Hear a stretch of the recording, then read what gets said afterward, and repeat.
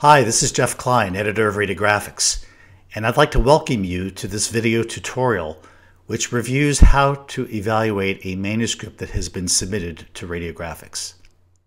Before we begin, let me show you how you can update your CME disclosure in your RSNA membership account. You'll need to do this before you be eligible to review a manuscript for the journal.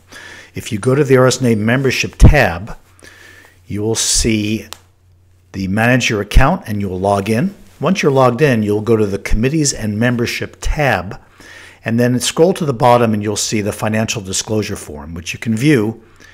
You can then enter any of the pertinent financial relationships you might have and then hit Update Disclosure at the bottom and you'll get an indication that you have successfully updated your disclosure. The article that we're going to review today for illustrative purposes was solicited from the RSNA 2018 annual meeting and submitted for evaluation in 2019. The article comes from Dr. Shauna McDermott and colleagues at the Massachusetts General Hospital and was published in the September-October 2019 issue of the journal. I'd like to thank Dr. McDermott for allowing us to use her article for purposes of illustration. The article was entitled Image-Guided Preoperative Localization of Pulmonary Nodules for Video-Assisted and Robotically Assisted Surgery. Before you begin your review of this manuscript, I'd ask you to note the following. First, please note that there are files in Scholar One that you need to check. Are there videos or movies that are included with the submission? Is there a slide presentation to be evaluated? Second, please do not copy edit the manuscript as you do your review. The RSNA is fortunate to have wonderful manuscript editors. I ask that you only address the substantive structural or grammatical issues that really impact the interpretation or the reading of the manuscript. So let's begin the review process. First, you need to indicate whether you have a conflict of interest related to the subject matter of the manuscript under consideration. If as a reviewer you have any interest that might interfere with providing an objective review, you should either decline the review or you should disclose this particular conflict of interest to the editor and ask for advice on how to best address this. So let's begin with the first category of evaluation, which is A, organization and clarity of focus. Is the manuscript organized in a way that will allow the reader to easily read the paper? Please refer to the Publication Information for Authors page if you have questions about the organization of this paper. And second, is there an easily identifiable focus of the work, or does it appear to be more of a group of loosely connected cases with nice images? If there are major English language issues that you're encountering in reading the article, this is where you would indicate that. So you'll see I've given this a score of 2. And I've placed some confidential comments to the editor that relate to this particular category of evaluation. The second category of evaluation is B, educational value and effectiveness. This really speaks to the quality of the diagrams, tables, videos, images that you see in the paper. Is the content such that it would have the potential to influence knowledge or performance of a practicing radiologist? And does it address a well-recognized practice gap or health outcome? Is the content presented in novel ways that helps the reader improve knowledge or performance? So you'll see that I've given this a 1, which is the highest grade. And then I've added a single comment here, asking them to add some additional material to improve the overall value of the manuscript. The third category of assessment, labeled C, is an evaluation of the learning objectives and the quality of the CME questions that have been submitted with the manuscript. It's important that the learning objectives use measurable terms, such as are listed here. The questions have to be clearly answered in the relevant portions of the text and highlighted, and also have to be evident in the figure legends. And the CME questions really should be consistent with the stated learning objectives. And here, we felt that the learning objectives in the CME test was of high quality, so we gave this a 1 and made no specific recommendations for changes. The next category of assessment is entitled General Interest and Pertinence to Practice. Questions to ask yourself as you read this submission are, is the subject material too technical or narrow or obscure to be of use to the readership? Is it covering something that's important for our readers and radiologists to implement into practice? Is it news that they can use, in other words? Is this covering a hot topic or something that's really been emerging recently and certainly of particular timely interest to our readers? And then last, is this something that we've published recently? Is this overlapping significantly with something recently or previously published in the journal? Or is it more complementary or perhaps completely new material that our readers can use practically? So here I'm going to give this a score of 1, as I feel that the material has broad appeal and is really pertinent to current practice for thoracic radiologists or radiologists who are performing these image-guided localization procedures. You can see here that I've added a positive comment to the editor regarding what I feel is the broad interest and pertinence to practice of this particular submission. The next category of assessment is the scientific quality and integrity of the submitted material. There are 2 questions here. First, does the manuscript present evidence-based recommendations, those that have been published and are supported in the literature, as best practices? And second, does the content contain evidence of possible duplicate publication or frank plagiarism? As you can see here, I gave a score of 2. I felt that the authors needed to make clear that the techniques that they described and the devices that they employed in performing these procedures reflected the expertise and experience of these particular authors at their particular institutions and was not the sole or definitive way to perform these procedures.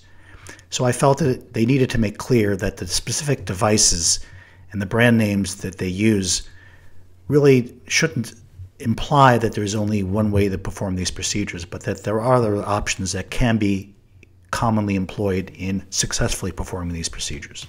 Now, while you are reviewing the references that are provided with the submission, or perhaps in the process of conducting your own review of the literature, you feel that there might be the possibility of duplicate publication or frank plagiarism, please provide that information here, and you can upload the published material that you feel perhaps is being utilized inappropriately with a note to the editor to that effect, and then we'll evaluate that possibility. Now, the 6th or final area of assessment is entitled Publication Potential. Here we ask that you evaluate the quality of the images, the diagrams, illustrations, video material that is supplied with the article. Much of this will be available online, and obviously image quality is extremely important to a journal like Radiographics. If you have suggestions as to add particular images or illustrations or tables or videos, this would be the place to do it. In addition, please assess whether the content as submitted is either very redundant or perhaps there are major gaps in what's being described. Here again, if you have suggestion on additional material that the authors could provide to make a more complete assessment of the subject matter, then please do that here. You can see that in this particular case, I recommended that there be greater detail regarding the description of microcoil placement. I felt that the description as provided was relatively insufficient. How long is the needle that's used? They don't describe that. And then the actual technique of loading and measuring, I think, is difficult to follow from description. And it would be much easier if it were illustrated with diagrams or even illustrated with a video. And so I made that suggestion here. Next, we ask you if this manuscript is revised and then resubmitted and is accepted for publication, whether you think it is of a subject matter that is appropriate for an expert commentary. We next ask if you feel that this is indeed a topic for which a commentary would be useful, who should do this? Do you have a suggestion of a particular expert in the field? Perhaps you feel a clinician should weigh in with or without an expert imager or radiologist. Or perhaps you yourself feel that you have enough mastery of the subject matter and perhaps a track record in this particular area that you could provide such an expert commentary. So if so, please indicate that in this particular section. If you have questions about what a commentary involves, then we provide a link here for you to read our instructions for authors who we ask to provide commentary. exactly what the commentary should entail, how long it should be, and the guidelines for commentary authors. As you can see here, I've indicated to the editor that no, I don't feel that this manuscript is necessarily appropriate for an invited commentary, so I have marked the no box here. Next, you'll see that we ask for your recommendation as a reviewer as to whether the paper should be accepted, rejected, or perhaps reconsidered after major revision. It's very unusual to accept or recommend acceptance of a paper without any revision, so the category 1 or score of 1 probably wouldn't be rendered by most reviewers. This would be something that the editor would render perhaps after successful resubmission and revision. If you feel that the paper requires some revisions but clearly is of high quality and should be published, then you'd render a score of 3, which is accept with revisions to content. And then the editor will list those recommendations, which will be culled from all of the reviewer's comments and the editor's comments and sent to the author to help guide their revision and resubmission. If you feel the paper requires major revisions, significant restructuring or new content or change in its format that isn't minor, then you would render a score of 4. This is a paper where most authors will be able to make the revisions that are necessary, but it will require some work and some time to do this, and this again would be a score of 4. If you feel that the paper simply isn't up to our standards, and this holds true for probably about 30% of the papers that are submitted, then you might recommend that the paper be rejected. You'll see that there are a number of different Category 5 recommendations, and they primarily relate to the categories of assessment that you've just completed. So that, for example, if you felt that the material was really of poor educational value, such that you gave it a low score in Section B, then you check off the reject poor educational value. If perhaps you felt that there was some issue related to plagiarism or duplicate publication, you might choose 5, which indicates that this is a duplicate publication or there's a concern for plagiarism. And so make this recommendation, and then along with the other recommendation from the other reviewers, the editor, after reviewing the recommendations, will make a final determination. So as you can see in this particular case, I rendered a recommendation of a score of 3, which is accept with revisions to content, and then we'll share those recommended revisions with the authors for structuring their resubmitted material. You're then asked if you would be willing to review a revision of the manuscript. Obviously, if the authors resubmit their revised manuscript and address the issues that you and the other reviewer and the editor have raised, this should be relatively straightforward. So we hope that you would agree, as most reviewers do, to review a revised manuscript if it should be resubmitted. The editor will, for the most part, deal with these on their own. Since we have a list of the requested revisions, there usually isn't much need to send the paper back to the reviewer, but sometimes if the requested revisions are complex, we may ask for you to revisit the resubmitted manuscript and weigh in on whether the authors have made the changes that you have requested and if the paper is now acceptable for publication. At this point, we ask that you provide any confidential comments you have to the editor.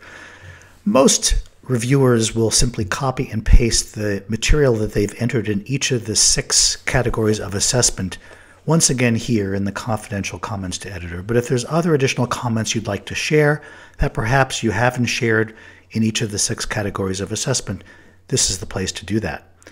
Many individuals also upload a Word file, which again can be simply just another copy of the comments that are made in the categories of assessment.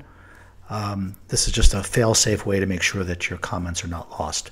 Similarly, we ask that you provide comments that will go to the corresponding author, which obviously are non-confidential. And again, we ask that here you perhaps will provide more detailed information for the authors to help guide them in their revision or resubmission, or if you feel that the paper should be rejected, the reasons as to why you feel that it should be rejected. Again, I ask that here you provide a Word file in addition to the text that is entered into this field, just as backup. And then I also ask that you be professional and considerate in your comments. Realize that the authors have expended a lot of time an effort into creating their exhibits and into creating the manuscript for submission to the journal. And generally, they're very sensitive to comments related to their work, so that I ask that the comments be constructive, not overly critical, and that you consider that in the comments you provide to them. You will next have the opportunity to upload any supporting files that you'd like to share with the editorial office in support of your review of the submitted manuscript.